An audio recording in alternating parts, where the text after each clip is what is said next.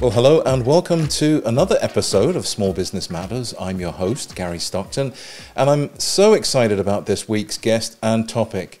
You know, I post on LinkedIn often, but not all of my posts do that well. If you're running a small business that caters to businesses and professionals, having an active presence on LinkedIn is a must. But posting the right content that resonates can be a bit of a science. You have to be a clever fox to figure out this small business matter. So to help us do LinkedIn better, we've invited Judy Fox to join us today.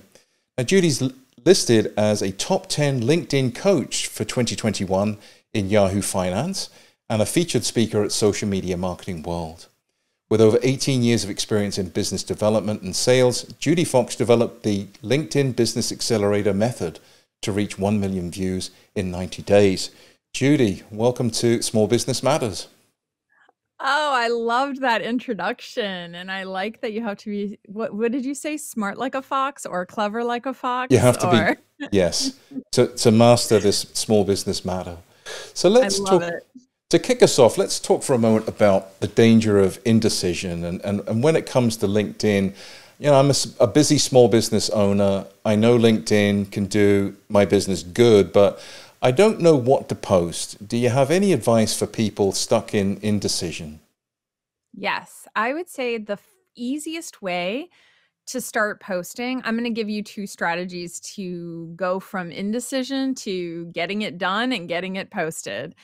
Number one is if you have any content that you've created in this world, if you've ever been on a podcast, if you've ever posted on Facebook, if you've ever posted on Instagram or Twitter, on YouTube, if you've put any content out into the world, repurpose it for LinkedIn. Find a way to pull out a business story or something about that podcast or post that you think is interesting. And then the other way to get started on LinkedIn is to comment. I tell people all the time, commenting on the platform on LinkedIn is more visible than any other social media site. So commenting, and then you can turn that comment into your own post, your own original post on LinkedIn. Oh, so if you comment on a piece of content, that can then live as its own piece of content? You would have to do a few steps, but what I would do is literally copy and paste what you wrote as the comment and then turn it into a post. Does that make sense? Yeah. So it doesn't naturally live as a post. You have to actually take a few more steps to turn it into a post. Yeah. And so repurposing things that you're creating and thinking of ways that you could get more life out of that content. So if it's a podcast interview that you've done, or like we're doing here, you know, maybe some of this content could be sliced and diced and posted out onto LinkedIn, maybe in smaller chunks. Is that what I'm hearing you say? Yes, you don't need to post the entire podcast or YouTube video. What LinkedIn is it's a place to consume micro moments of knowledge. That could either be a roundup of something. So, for example, what we're recording right now could be summarized as a post as the top 5 things we covered in this interview, and then list out the things that we covered. Or we would take one micro piece of advice and then expand that. So those are the two ways that I think of repurposing content on LinkedIn. That's awesome. So you're on LinkedIn a lot. What are some of the common mistakes that you see small businesses make on their LinkedIn posts? I would say first, without maybe jumping right to post, but I would definitely say small businesses are missing out on having a thriving company page. That is what we call, so we have personal profiles on LinkedIn, and then we have the company page on LinkedIn. And I think small businesses are really missing out on being really active on the company page. Number one, because company pages are getting a lot of updates, and they just announced and rolled out a lead gen form. So I know I didn't answer your question about posting on a company page or posting, but I can't miss out on announcing a new update for the LinkedIn platform, which is literally giving people a lead gen form button on the company page. Oh, tell me more. Yeah, exactly. So when you go to company pages that have turned this on, it shows up as a button with a, again, I don't have any control over their emoji usage, but they have like an emoji looking icon of a interesting, like a light bulb button. So you can click the words get started, free demo, contact sales, and it gives you a button right on the landing page of your company page before you ever get to any of your posts. Before you even get to anything else, it gives you a converting button. And those people then click on that button and they give you their email. So they can be on your email list and you can start to grow your email list that way. Wow. So is there a cadence to posting? I mean, our sales team posts very actively on LinkedIn. If you're a small business owner, I mean, you're trying to run the business too, right? So but is there a recommended cadence for how often you should post? Yeah, so that I love to split up into buckets because I notice a lot of people will say, I've watched Gary Vaynerchuk, and some people have come to me and told me, wow, Gary says to post 3 times a day. And I said, that comes from his experience on LinkedIn, which is a very hot audience with, I think at this point, well over 5 million followers. If you do not have 5 million followers and a hot audience, I do not recommend that schedule. What I do recommend is posting maybe max once every day or every other day. That here is why. If you are posting and you're getting less than 10 likes and comments, the audience is still not warmed up. They don't maybe either trust what you're writing to serve them or give them value. They maybe are scrolling past it because you haven't come up with either visually interesting hooks or content or a visual element that catches their eye. So you have to build up trust. And the way to build that trust up is max once or every other day, like not hitting them with tons of content, because instead of posting at that high level, you want to actually be commenting more. Excellent. So, what are LinkedIn post prompts? You talked a little bit about, I've read on your website. What are you talking about there with post prompts? So, LinkedIn was built for reading. If we think about YouTube, it was built for video. I go on YouTube and I expect to watch a video. I'm not expecting to read somebody's post beneath their YouTube video. Yeah. So, the opposite is true for LinkedIn. LinkedIn was built for reading, it has a newspaper, news outlet type of energy. So, if you want to get on LinkedIn and do it in what I consider an easy way, that's why I have these 20 LinkedIn post prompts. So BuzzSumo, a couple years ago, summarized the top viral post prompts. They had hundreds, and I took the top 20. Number one, I've used them myself, but also I have seen my own posts go to 500,000 and 1 million views from using these 20 LinkedIn post prompts. So Wow. now I probably have intrigued you to use these, Oh, yeah. right? Tell me, we've got to dig into that. Yeah. So the very first one I used was 5 ways to, and then I put dot, dot, dot. You can post anything underneath the 5 ways to. 5 ways to get more sales for your small business. 5 ways to close your next real estate deal. 5 ways to, think about all the knowledge you have. Can you come up with 5 ways to insert your expertise? And so that is what I did. And that post went to 500,000 people. I said 5 ways your profile banner image can sell for you. So it's a powerful post. And the platform. It's a I was going to say framework, right? Yes, it is a framework. The platform soaks up that knowledge for a couple of reasons.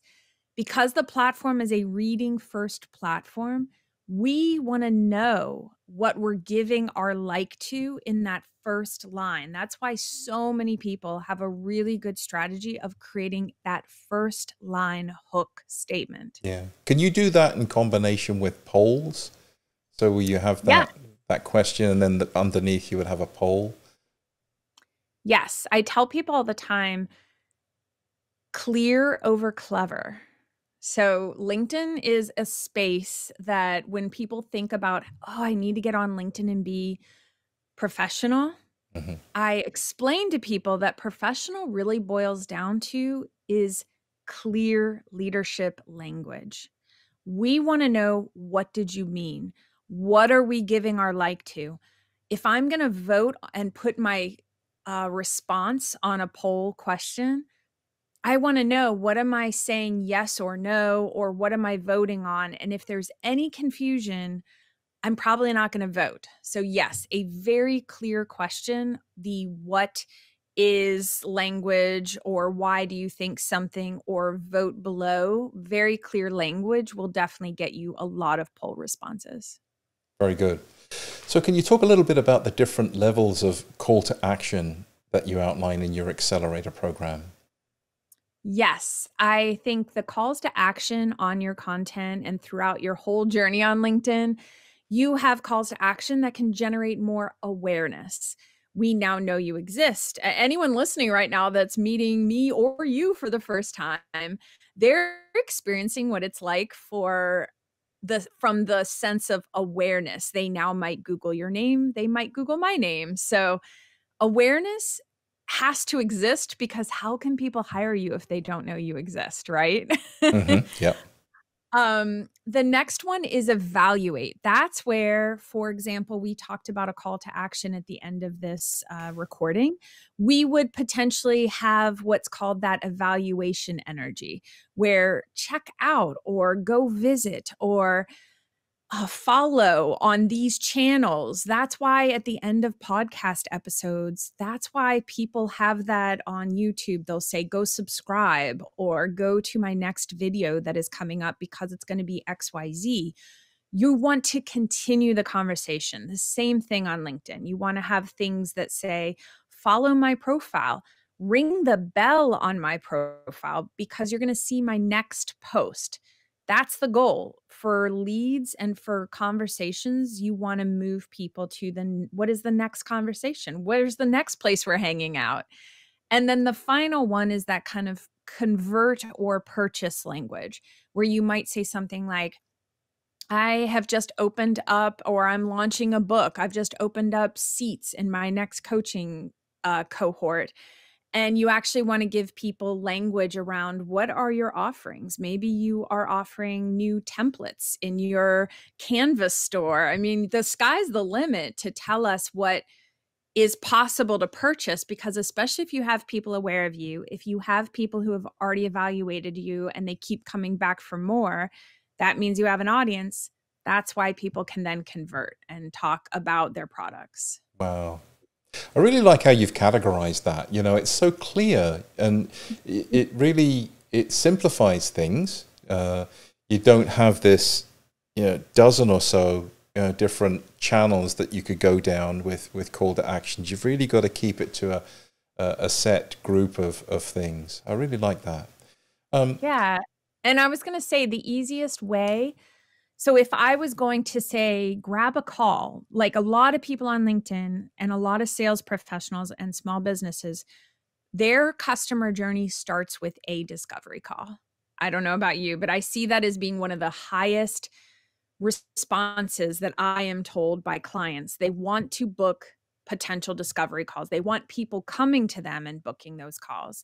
So your call to action on LinkedIn specifically can drive traffic to your profile to be able to click and make that call happen. So if you build your LinkedIn profile to make it really clear how to book that discovery call, all your posts have to say is alerting them to kind of a PS, here's how to book a discovery call. If you've been following me for a while and you're ready to find out what it takes to do XYZ in your business, please go book a discovery call, and the link is on my profile. So you don't have to constantly bombard them with links in your posts. Yeah. Very simple. Yeah. Yeah. So we would all like to, we'd all like to have people engaging with our content. Should I be focusing on posting more content or engaging in the comments on other posts? I think if I had to give a formula, my background is in chemical engineering, so I do like formulas naturally. If I make one post, I tell people one post, 10 comments. So if you were saying to yourself, you know what, I have barely commented on LinkedIn, go out and do 10 comments and then make your post. So if you're able to keep up that schedule, that's a really um, basic formula, the most simple one I can think of, because I make way more than 10 comments per post, but I would say at a minimum, you should be willing to go out and make 10 comments before you actually post. Yeah, that's a good guideline. So let's talk about connecting. And you talked about this in your social media marketing world talk. I don't want to come off as spammy when reaching out on LinkedIn. Is there a right way to do this? And you've got some very clever tricks that you do with Text Expander. Can you touch on that too? Yeah, clever like a fox. So I would say, first of all, we have the inbound messages, and then we also have the outbound messages that we want to make. Which one do you want to go over first? They have a Um, different strategy. yeah, I'd say outbound. Yeah. Okay, so anyone listening right now that you want to do outbound messages to potentially your clients or your audience, you would come from a place of, first of all, I don't know, how cold are these outbound messages? Because I don't normally recommend very cold ones. And if you do a cold outbound message, you're going to want to keep it at that awareness level and try not to ask them a hard question, something that feels like, wow, that doesn't feel normal or appropriate. For example, the more you show interest outbound to them and you don't require anything back from them, it actually serves you better in that cold messaging space. Feels more Um, genuine, right? yeah, I'll give you an example. Sometimes it's easier to give examples of what not to do and then convert it to what to do. So I got a message today on LinkedIn and I paused because I've been pretty good at not getting messages like this, but I think this person ended up saying, would they were trying to say things, but it was too generic and they didn't show any interest in me. There was no acknowledgement of who I am, what I do, no, nothing. But what they did is they ended up asking me a question saying, are you working on any new exciting projects lately? I'd love to hear about them. It's acting like they're showing interest in me, but they're not. I don't feel very interested in. I feel like they just want to ask me that question because they just want me to reply so they can start getting into my direct messages. Now, what they should have written is something that says, "Hey, I am interested in checking out more of your content. I'm going to go out and see what you're up to. And by the way, I'm excited to follow your hashtag Fox Rocks." If they actually took a micro moment to give me attention and didn't expect anything back, I might have actually replied and said, "Oh my gosh, wow, thank you for following my hashtag. And let me know what your hashtag is." You see where Yeah. they're letting the world of me feeling appreciated actually turn around to go. And I will tell you, if people say that to me, I have a habit of turning around and saying, "Thank you for following my hashtag. Let me know what yours is, and I'll follow it right back." But most people don't do that. So I don't have to follow too many hashtags. I'm just kidding. So, That's but do you good. see the difference? Yes. And Yeah, it's exciting. the cold emails or the cold messages that you get, can you touch on your method there for getting, to really double check if the person is genuinely interested? Because I thought that Yeah. was very clever with Text Expander. You've got some automation well, not automation, but things that help you make good use of your time. Yes, I do have. I'm actually going to type it in right here. Okay. I have, and I just typed a whole message in that short a period of time. I used something called Text Blaze. It's Okay. an app. I have no association with them whatsoever. I just found them online, but there's a lot of ways to create short phrases that you can type. So I'm going to read you the message that I'm going to send back in real time to this person who asked me, are you working on any new exciting projects lately? And by the way, it's a pitch. It's not, this person doesn't care if I'm actually working on any new exciting projects because I don't know them at all. So I'm not interested in having a one-on-one conversation. So I write back because I get to take my power and energy and my ownership of my inbox back. Instead of being triggered or feel a certain way, I just say this: thanks for connecting. And the best way to get to know each other is in the comments. Looking forward to seeing you here more on LinkedIn. Here is my newsletter to subscribe so you can see my next post. And I turn it around and tell them directions for how we can actually get to know each other. I think that's brilliant. It's not snarky, it's not rude, it's, you know, it's professionally worded, and it kind of lets them know where they stand. You know, you have to get a rapport going. It's almost like, you know, the analogy of walking up to someone in a cocktail reception and saying, hey, you know, I'd like to sell my widgets to you, you know, or hi, I'm Gary from Experian. I want to sell you credit reports. You know, without, well, hello, you know, who are you? How do we know each other? Getting rapport, I think it's, you know, that's kind of missing, you know, it recently on LinkedIn. I wish people would put more forethought into the, you know, the approach. Yeah. And I think here's what I think has changed about the world, even in the last 2 to 3 years. More and more people are content creators. Individual people are content creators. The company is a content creator. People are putting out more and more content than we've ever seen in this world. Therefore, if somebody's coming into your direct messages trying to start the relationship privately without any reason, and they've never taken any time to check out your online content, whereas that's where you put your heart and soul into your business. You're probably announcing your new projects publicly. You're probably wanting and publicly talking to the audience to actually talk about all your new exciting projects and your goals for this year, especially if you're posting publicly. Therefore, the private one-on-one warming up is not as powerful anymore. I would caution everyone to start to create a pattern of adding touch points publicly. And I tell people all the time, public conversations, public comments convert to private conversations much faster and better. And you can actually make more business results with that method. So good, Judy. Thanks so much for sharing these insights with us. Any closing thoughts on LinkedIn? We were going to talk a little bit about LinkedIn audio, but I think we've run short on time unless you've got something that you could say on that.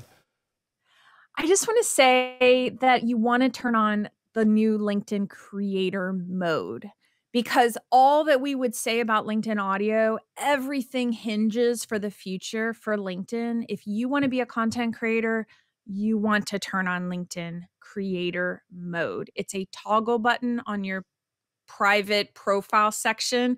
If you want all the steps, I actually walk you through every single step in a YouTube video that's on my profile. So okay. It's been really, really powerful to see people's reaction to having creator mode, and it's changed their experience. You're going to get access to all the new features like LinkedIn audio, LinkedIn newsletters, LinkedIn Live. Any new feature that comes out in the next couple of years, they're rolling it out using creator mode. Creator mode. Excellent tip. Yep. So where can our listeners find out more information about you, Judy? On LinkedIn. On LinkedIn, of course. Yes. I would say the best way and the best thing to know is it's spelled JUDIFOX. So Judy Fox. And you can also type in #FoxRocks and you'll be able to find myself or other people posting about the conversations we've had, which is really powerful. Okay. And then your accelerator program, you've got that we mentioned in the discussion here. If you go to judyfox.com, listeners, you can learn more about Judy's excellent accelerator program and be a LinkedIn power user and be a clever fox like Judy. It's been a pleasure talking to you. Thank you so much for doing this. It's been a pleasure talking to you too. Thank you so much.